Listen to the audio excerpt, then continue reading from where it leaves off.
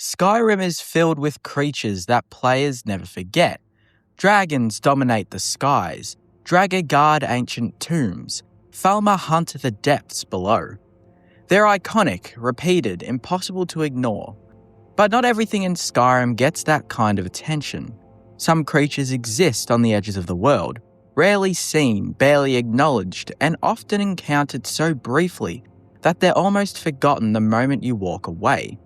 They don't have quest lines built around them, they don't define entire regions, and they're not designed to leave a lasting impression.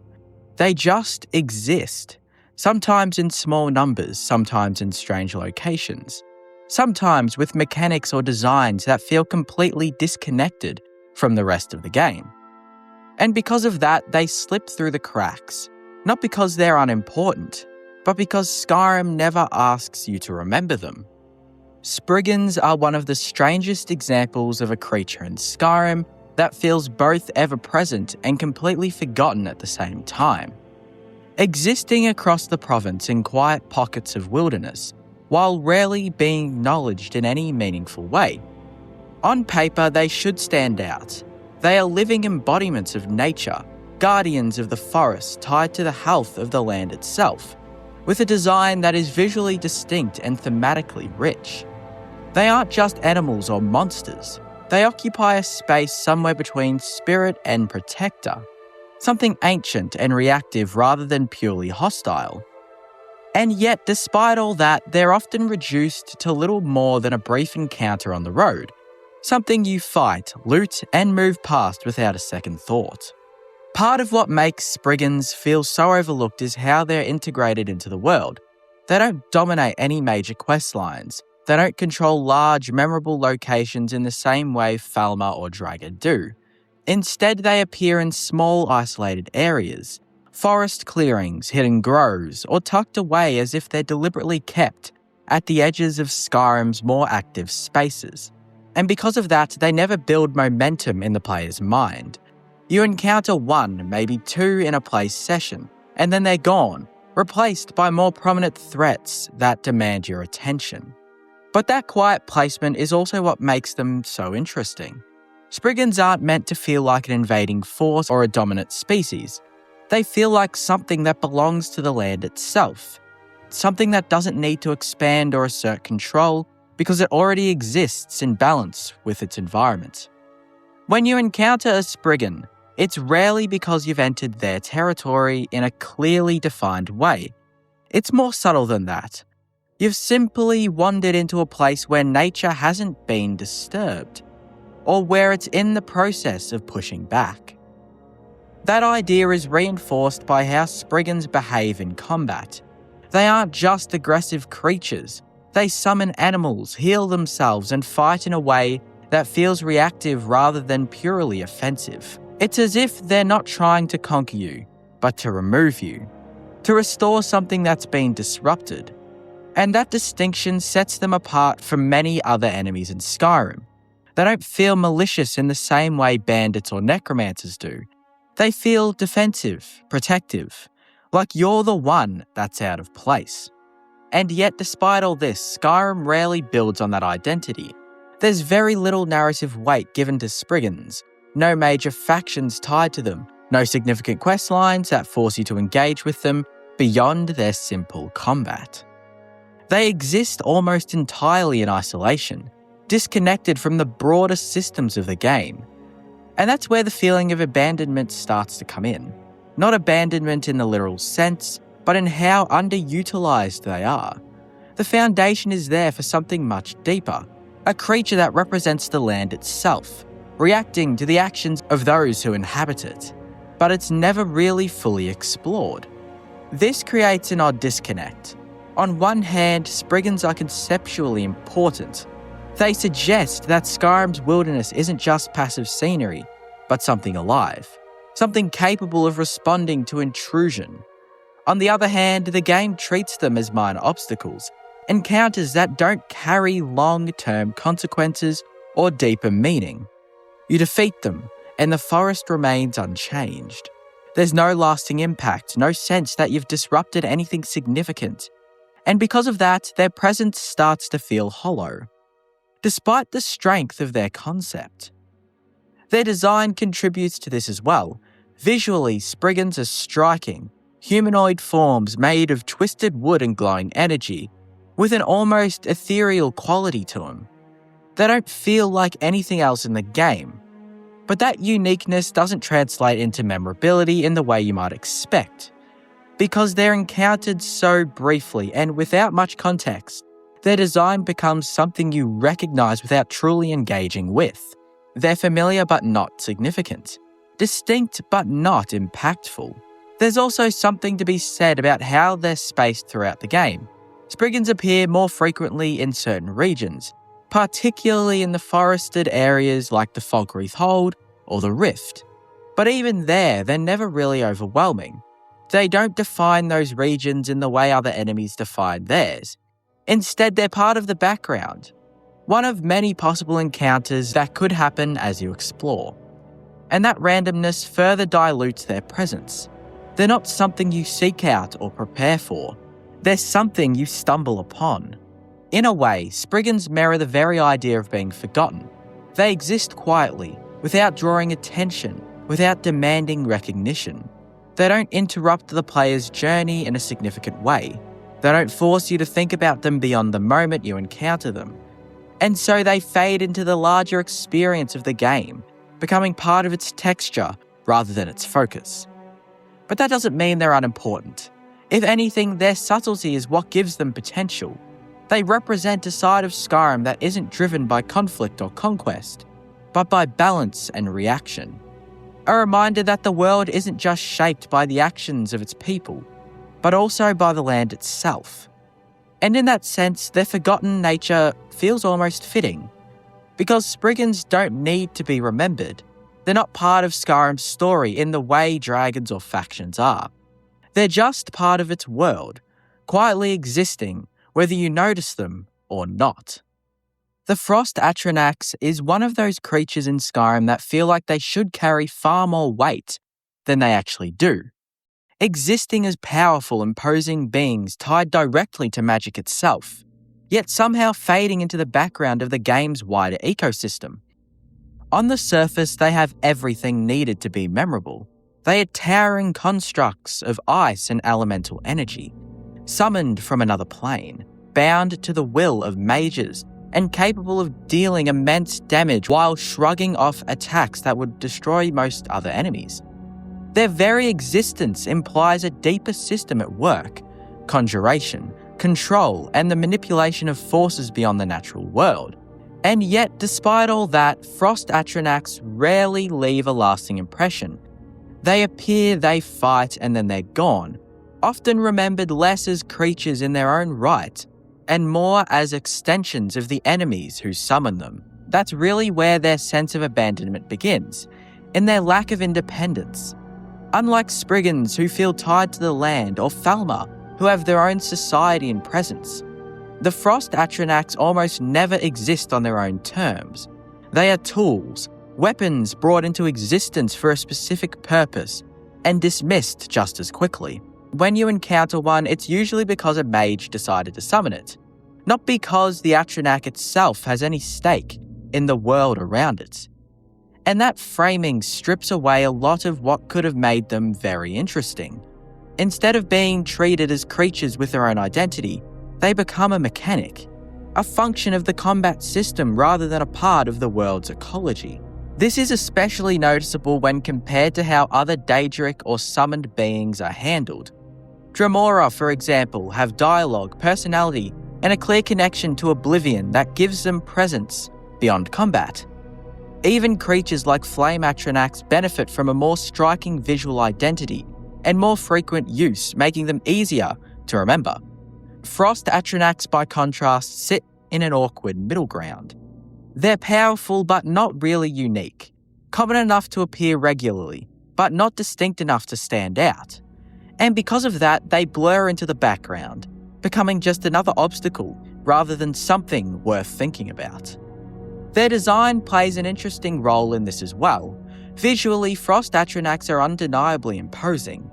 Large, hulking figures made of jagged ice, with glowing cores and heavy, deliberate movements that give them a sense of weight and presence. They look like something that should dominate a battlefield, something that demands attention the moment it appears. But that visual impact doesn't always translate into narrative or mechanical significance. You fight them the same way you fight many other enemies. Avoid their attacks, deal damage, move on. There's no unique interaction, no deeper layer that reinforces what they are beyond their role as a summoned tank. And that's where the disconnect really starts to show, because Frost Atronachs represent something bigger than just a combat encounter. They're manifestations of elemental magic, physical embodiments of cold and force, pulled from a different realm and bound into service. That concept carries a lot of potential. It suggests a world where magic isn't just a tool, but a gateway to something external, something that exists independently of the player and the province of Skyrim itself. But the game rarely explores that idea in any meaningful way. Frost Atronachs don't have lore moments or narrative beats that expand on their origin or purpose. They're present but not really developed. Even in locations where they appear without a summoner, such as certain ruins or magical areas, they still feel disconnected. These instances could have been opportunities to present them as something more autonomous, something that exists outside of direct control. But instead, they often come across as static guardians or leftover constructs, placed there for gameplay rather than storytelling. There's no sense that they belong to those spaces in the way Draga belonged to tombs or Falmer belonged to the underground. They're there but not really rooted. This lack of grounding makes them feel strangely temporary. Even when they're not being actively summoned, there's always that sense that they don't fully exist within Skyrim's world, that they're only partially present, tied more to mechanics of conjuration than to the environment itself. And while that could have been used to create a sense of otherworldliness or mystery, it instead results in a kind of emptiness. They don't feel mysterious, they feel underexplored. There's also the issue of repetition. Frost Atronachs tend to appear in predictable contexts, alongside mages in certain dungeons, in the chill, or as part of higher level encounters. And while their strength makes them a notable threat, their role doesn't change much across these encounters. They're durable, they hit hard, and they occupy space. But beyond that, there's little variation. They don't evolve, don't interact with the environment in unique ways. They don't contribute to the world beyond the immediate fight. Over time, they become familiar in a way that reduces their impact. Not because they're overused, but because they're underutilized in terms of variety and in terms of where the player sees them. What's interesting though is that this forgotten quality almost aligns with what they are. Frost Atronachs aren't meant to be part of the world in a traditional sense. They're summoned, controlled and dismissed. They exist at the will of others, not as independent actors. And in that way, their lack of identity with Skyrim mirrors their role within its systems. They don't have stories because they're meant to. They don't have agency because they're not given any. They are, by design, incomplete. And that's what makes them quite fascinating. But that doesn't necessarily make it satisfying. Because even within that framework, there was room to do more, to explore what it means to bind a creature like this, to give some insight into where they came from, or to create moments where they break from that role. Instead, they remain static, unchanged, and largely unexamined. In the end, Frost Atronachs feel less like forgotten creatures in that traditional sense, and more like abandoned ideas. The foundation is there, strong design, clear concept, and a role within the game's systems, but it's never fully built upon. They exist in kind of a limbo, present enough to be recognised, but not developed enough to be remembered. And because of that, they occupy a strange place in Skyrim's world. Not absent, but not truly there either. Just summoned into existence over and over again, only to be forgotten the moment they disappear. Deep beneath Skyrim's surface, far removed from the open skies and familiar landscapes, there exists a creature that most players encounter with discomfort in the moment. But then they rarely ever think about them again afterwards. Not because it lacks presence, but because the presence is almost entirely confined to one specific context. Chaurus are not rare, they are not weak, and they are certainly not forgettable in design. But despite all that, they remain strangely absent from the broader identity of Skyrim's world, existing almost exclusively as a supporting element to something else, rather than as creatures that stand on their own. Visually, Chaurus are some of the most unsettling enemies in the game. Their insectoid bodies, glossy carapaces, and erratic movements make them feel fundamentally different from the more grounded creatures that populate the surface. They don't resemble wolves, bears, or even trolls. They feel alien, almost invasive, like something that doesn't belong in the same ecosystem. And that discomfort is amplified by the sounds they make.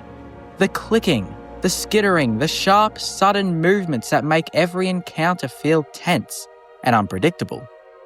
On a purely sensory level, Chaurus are incredibly effective. They leave an impression in the moment, but that impression rarely lasts beyond it.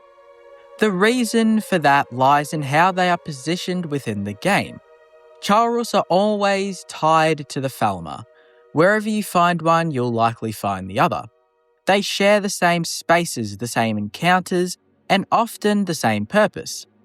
And while that relationship makes sense, the Falmer have domesticated or adapted to these creatures in a way that creates a cohesive underground ecosystem. It almost limits the Chaurus in a significant way as well, because they're never allowed to exist independently. They're not presented as a species with their own territory or behaviour patterns separate from the Falmer.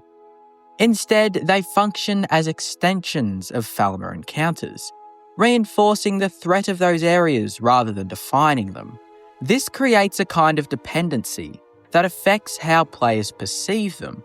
When you think of Blackreach or Falmer hives, you might remember the architecture, the atmosphere, or the Falmer themselves. The Chaurus are part of that memory, but they are rarely focused in on.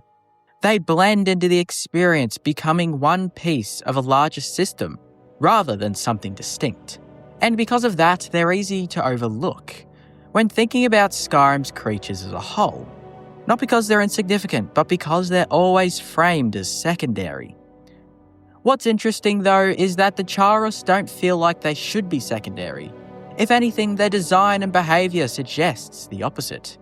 They are aggressive, resilient, and capable of dealing significant damage, especially with their poison attacks. They move in ways that feel unpredictable, closing distance quickly and forcing players to react. In many encounters, they can be just as threatening, if not more so than the Falmer themselves. And yet they're rarely given the space to be the primary threat. They're always part of something else, never the main focus. There are a few exceptions, locations where Chaurus appear without Falmer, or where they play a more central role. But these are rare and often not emphasised. They don't have dedicated quest lines, named variants with narrative significance, or locations built specifically around them. Compare that to other creatures in Skyrim, and the difference becomes as clear as day. Draga have entire tombs and deep connections to Nordic history. Dragons dominate the main story. Even creatures like hagravens, even though they are also forgotten, have cultural and narrative ties that give them a stronger identity. Chaurus, despite their unique design, doesn't have that same level of integration. This lack of narrative presence contributes heavily to their forgotten status. Players encounter them frequently enough to recognise them, but not in ways that encourage deeper engagement. There's no reason to think about where they came from, how they evolved, or what role they play being part of the Falmer ecosystem. And while environmental storytelling hints at some of these answers, the egg sacs, the tunnels, the way they're integrated into Falmer structures is all indirect.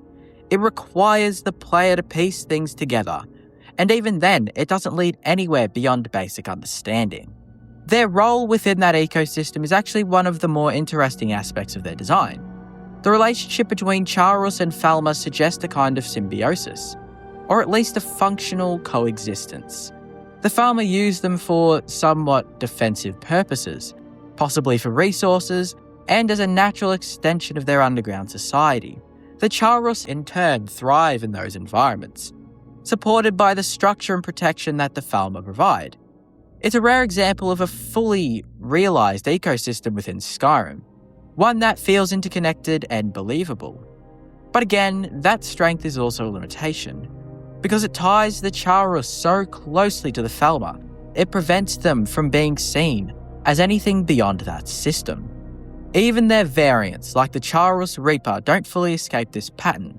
While more powerful and visually distinct, they still appear within the same context, serving the same role within Falmer-controlled areas. They add variety but not really any independence. They reinforce the existing structure rather than expanding it. In a different context, Chalrus could have been one of Skyrim's most memorable creatures. Their design, their behaviour, and their place within the world all point towards something unique and compelling. But the way they're used keeps them from reaching that potential. They're always part of something else, always framed as a component rather than a centerpiece. And because of that, they end up in a strange position. Not ignored, but not truly recognised either. Encountered often, remembered briefly, and rarely considered beyond the spaces they inhabit. They don't disappear from Skyrim, they just never fully emerge from beneath it. High in Skyrim's coldest, most desolate regions, where visibility fades into snow and sound is swallowed by the wind, there are encounters that feel less like combat and more like stumbling into something you weren't meant to see. Wisp mothers exist in that space, not quite creatures in that traditional sense, not quite spirits in a way the game ever fully explains, but something in between. They appear suddenly, often alone, surrounded by drifting lights and illusions, and for a brief moment, they transform the environment around them into something unfamiliar. And yet, despite how distinct these encounters feel in isolation, Wisp mothers remain one of the most forgotten presences in all of Skyrim. Part of that comes from how rarely they're encountered. Unlike Draga or Falmer, who occupy entire regions and define the spaces they inhabit, Wisp mothers are scattered almost randomly across remote and elevated parts of the map. You might go an entire playthrough only encountering a handful of them, if that. And when you do, it's often unprompted. No quest marker, no narrative build-up, just a sudden shift in atmosphere as one materialises in the distance.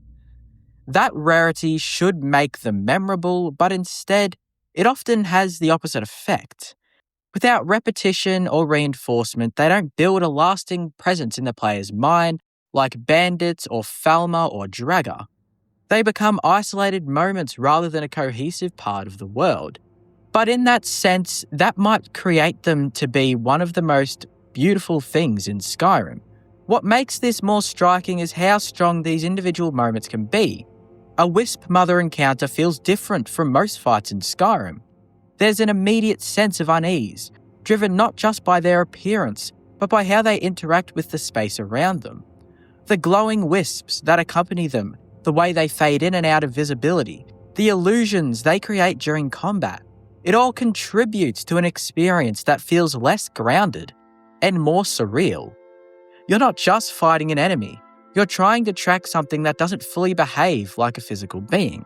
And for a game that often leans on straightforward combat encounters in the early stages, that difference stands out. But that uniqueness is never expanded upon. Wisp mothers don't have dedicated locations or environments built around them, other than a few crypts and a few caves. They don't anchor any major quest lines or connect to factions in a really meaningful way. There's no deeper exploration of what they are, where they come from, or why they appear where they do. They exist almost entirely in isolation. You don't just see one wandering around in Falkreath or Whiterun. They are both geographically and narratively isolated from the world. And that isolation is what ultimately leads them to be forgotten. Not because they lack identity, but because that identity is never reinforced. There's a sense that Wisp mothers are meant to represent something, perhaps a manifestation of the cold, or remnants of lost spirits, or even a form of elemental magic tied to Skyrim's harsher climates. Their design supports that idea. They appear almost spectral, with a translucent icy form that blends into the environments they inhabit. The wisps that surround them feel like fragments, as if they're not entirely whole, and their ability to create copies of themselves during combat adds to that ambiguity, making it difficult to tell what's real and what isn't. All of this points toward a concept that is rich with potential, something that could have been explored in a variety of ways. But instead, that potential remains untouched, and I suppose, in a way, it kind of has to be. Wisp mothers are never given the space to develop beyond their initial impression. They don't evolve as enemies, don't appear in increasing complexity, and don't interact with the world in ways that would deepen their role. They're static both in function and in meaning, and because of that, they never move beyond being a curiosity. Something interesting in the moment, but not something that shapes the player's understanding of the world. Their placement within Skyrim also contributes to this as well. By existing primarily in remote snow-covered areas, they're naturally separated from the game's more active spaces. These regions are already less populated, less travelled, and often less essential to the main flow of the game. So even when a Wisp Mother appears, it's happening in a context that players may not revisit often. There's no reason to return, no ongoing presence that keeps them relevant. They appear, they're dealt with, and the location returns to being just another quiet stretch of wilderness. Even mechanically, their encounters don't leave a lasting impact. While their illusion and ranged attacks can make them quite challenging at the early stage of the game, the fight itself doesn't introduce systems or ideas that carry over into other parts of the game. Once it's over, there's nothing to reflect or adapt upon. It's a contained experience disconnected from the broader gameplay loop. And that containment reinforces their forgettable nature. They don't influence how you play beyond that moment, and so they don't really stay with you. And that might be the most fitting way to describe them. Wisp Mothers don't feel like creatures that belong to Skyrim in the same way others do. They feel like anomalies, rare, unexplained, and disconnected. But instead of that making them mysterious or significant, it leaves them undeveloped at times, because mystery only works when it's supported by presence. And Wisp Mothers simply don't appear often enough, or in meaningful enough ways to sustain that. In the end, they become one of the clearest examples of a concept that was never fully realised. Everything about them suggests something deeper: their design, their abilities, their atmosphere. But none of it's expanded upon. They exist in fragments, much like the wisps that surround them, never forming a complete picture.